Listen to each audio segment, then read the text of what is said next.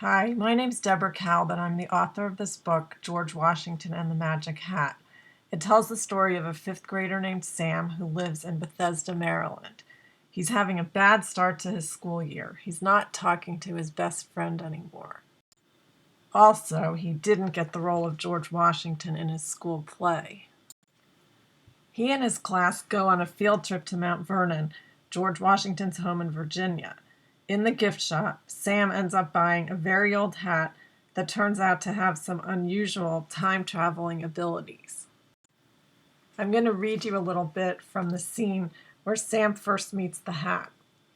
Sam found himself pulled toward a round metal rack filled with tri-cornered hats, the black type he'd seen in so many pictures of colonists. Is this what he wanted to get? There were some cool-looking gadgets in the other direction, binoculars and other things. Sam began to head toward the binoculars, but found that he couldn't move in their direction. It was as if there were an invisible wall between Sam and the binoculars, and he couldn't break through it. Instead, he found his arm reaching toward the hats. But I don't want a hat, he said to himself. I want a set of binoculars. His hand, however, seemed to have other ideas. It reached not just for the hat at the top, but for one several hats down. It looked older than the others, which were all crisp and new.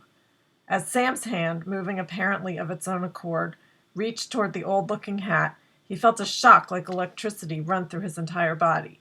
He pulled his hand back sharply. Once again, he tried to turn toward the shelf where the binoculars lay, but once again his hand found its way toward the hat, toward that particular old tattered-looking hat. He pulled the hat out of the pile, and, to his surprise, it leaped onto his head. All at once, the room whirled around, making Sam feel dizzy. He closed his eyes. When he opened them, the gift shop wasn't there. Instead, he was standing outside on a huge lawn, looking toward Mount Vernon. But the house looked different, smaller somehow. Sam heard what sounded like a horse coming up behind him and turned around.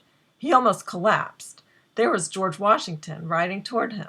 Sam stared, not believing what he was seeing. This is just a dream, he told himself. This isn't really happening. George drew closer and closer as Sam remained in place, transfixed, the hat firmly planted on his head. "Good day, young sir," George Washington said to Sam, doffing his hat, and he proceeded on toward the house.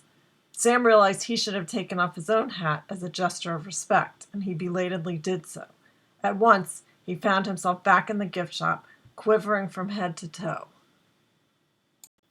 Sam ends up having some incredible adventures with the hat. They go back and visit George during various times in his life, including the Revolutionary War and his swearing in as the first president of the United States. Then I wrote book 2 in the series, John Adams and the Magic Bobblehead. The main character is Ava, who's Sam's across-the-street neighbor and classmate. She has a really annoying new stepbrother named JP, who's in 3rd grade. Ava, JP, and their parents go on a trip to Boston for a family wedding, and Ava's grandfather takes the kids to the John Adams Historical Site to learn more about the second president of the United States. In the gift shop, the kids get a John Adams bobblehead.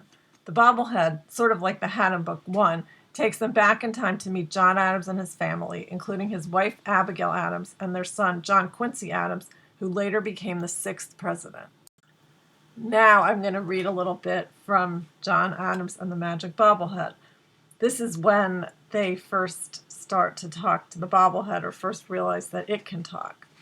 "See, it's John. Hi, John. John, this is Ava," JP said, showing the bobblehead to Ava and shaking it a little so its head bobbed up and down.